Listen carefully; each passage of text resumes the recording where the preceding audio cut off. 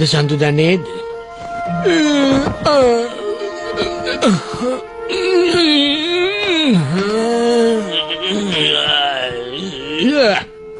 හොඳයි.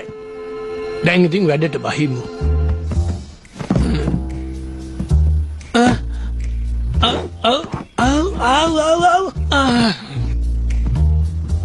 අපේ චූටි බබා තාම දොයිද? දැන් ඉතින් මං ගැන හීන දැකලා වැඩක් නෑනේ පැටියෝ. නැගිටින්න. ඔයා මගේ අයිතිකාරයා විතරක් නෙමෙයිනේ මාව හොඳට කවලා පොවලා බලා ගන්න ඕනෙත් ඔයානේ. නැගිටින්න.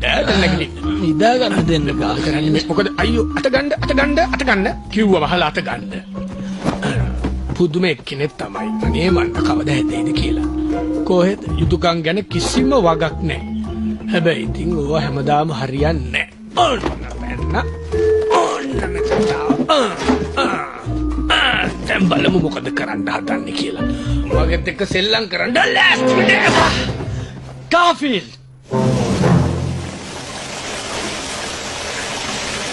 හරි දැන් ඔයා නැව හොඳටම ඇති. කාෆිල්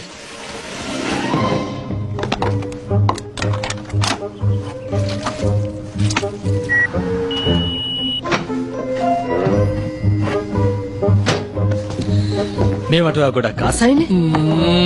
රසට ඇති.